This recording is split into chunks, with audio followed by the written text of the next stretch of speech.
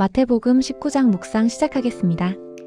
오늘 묵상할 내용은 이혼에 대한 가르침, 어린아이에 대한 축복, 부자 청년과의 대화, 그리고 천국 시민의 삶의 윤리적 교훈입니다. 말씀을 차례대로 묵상하며 은혜를 나누겠습니다. 첫 번째로 19장 3절부터 12절까지는 이혼에 대한 예수님의 가르침이 기록되어 있습니다. 바리새인들이 예수님께 나아와 이혼의 정당성에 대해 질문하며 시험합니다. 당시 힐렐 학파와 샴마이 학파는 이혼에 대한 다른 견해를 가지고 있었습니다. 힐렐 학파는 매우 관대한 이혼 사유를 인정했지만 샴마이 학파는 엄격한 기준을 제시했습니다. 예수님은 결혼은 하나님이 짝지어 주신 것이므로 사람이 나눌 수 없다고 가르치십니다. 창세기 2장 24절 말씀을 인용하시면서 남자와 여자가 한 몸을 이룰 것이라고 말씀하십니다. 신명기 24장의 이혼 허용은 인간의 완악함으로부터 여인을 보호하기 위한 안전장치였다고 설명하십니다. 예수님은 음행 외의 이유로 이혼하고 다른데 장가드는 자는 간음하는 것이라고 말씀하십니다. 이는 결혼의 신성함을 강조하는 동시에 당시 사회에서 여성의 지위가 불안정했던 점을 고려한 말씀입니다. 제자들은 이 말씀을 듣고 결혼하지 않는 것이 낫겠다고 반응했지만 예수님은 결혼이 일반적인 하나님의 뜻이며 특별한 부르심이 아니면 자기 뜻대로 하는 것이 아니라고 하십니다. 스스로 고자가 된 자들도 있다고 말씀하시면서 천국을 위해 독신으로 사는 삶도 가능하다는 점을 시사하십니다.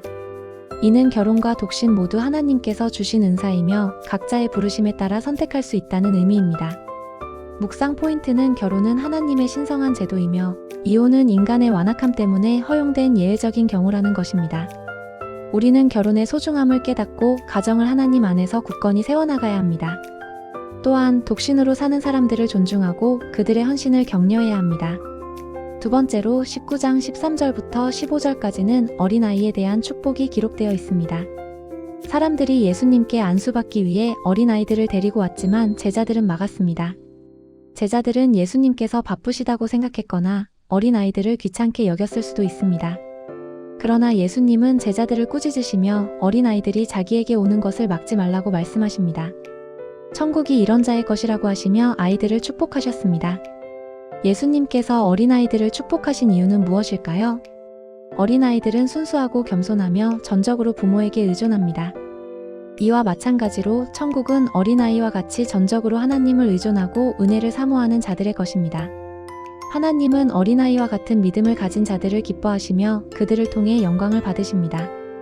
묵상 포인트는 천국은 어린아이와 같이 순수하고 하나님을 전적으로 의지하는 자들의 것이라는 것입니다. 우리는 어린아이와 같은 믿음을 회복하고 하나님을 향한 순수한 마음을 유지해야 합니다. 또한 어린아이들을 사랑하고 그들이 하나님 안에서 건강하게 자라도록 도와야 합니다.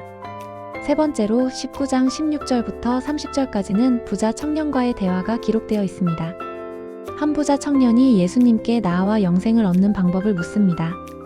그는 율법을 지키며 살았지만 마음속에 채워지지 않는 갈망이 있었습니다. 예수님은 그에게 계명을 지키라고 말씀하시고 청년은 이미 다 지켰다고 답합니다.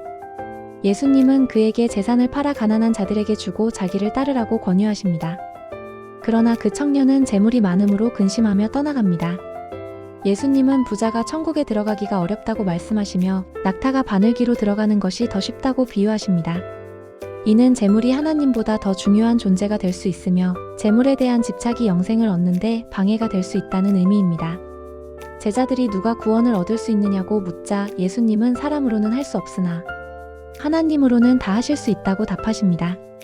구원은 인간의 노력으로 얻을 수 있는 것이 아니라 하나님의 전적인 은혜로 주어지는 것입니다. 베드로가 우리는 모든 것을 버리고 주를 따랐다고 말하자 예수님은 그들에게 큰 보상이 있을 것이라고 약속하십니다. 자기 이름 때문에 집이나 형제나 자매나 부모나 자녀나 전토를 벌인 자마다 여러 배를 받고 또 영생을 상속받을 것이라고 말씀하십니다. 그러나 나중된 자가 먼저 되고 먼저 된 자가 나중될 자가 많다고 덧붙이십니다. 묵상 포인트는 재물은 우리의 주인이 될 수 없으며 하나님을 섬기는 데 사용되어야 한다는 것입니다. 우리는 재물에 대한 욕심을 버리고 하나님의 뜻을 따라 살아야 합니다. 또한 구원은 인간의 노력으로 얻을 수 있는 것이 아니라 하나님의 전적인 은혜로 주어지는 것임을 기억해야 합니다. 마지막으로 마태복음 19장은 천국 시민으로서 어떻게 살아야 하는지에 대한 윤리적인 교훈을 담고 있습니다. 결혼의 신성함, 어린아이와 같은 순수함, 재물에 대한 올바른 태도 등을 강조합니다. 우리는 이러한 교훈을 마음속에 새기고 삶 속에서 실천해야 합니다. 결론적으로 마태복음 19장은 우리에게 중요한 메시지를 전달합니다. 결혼은 하나님의 신성한 제도이며 어린아이와 같은 믿음은 천국에 들어가는 필수 조건입니다. 재물은 우리의 주인이 될 수 없으며 하나님을 섬기는 데 사용되어야 합니다. 구원은 인간의 노력으로 얻을 수 있는 것이 아니라 하나님의 전적인 은혜로 주어지는 것입니다. 이 말씀을 묵상하며 우리는 천국 시민으로서 합당한 삶을 살아가도록 노력해야 합니다. 오늘 묵상을 통해 은혜를 받으셨기를 바랍니다. 감사합니다.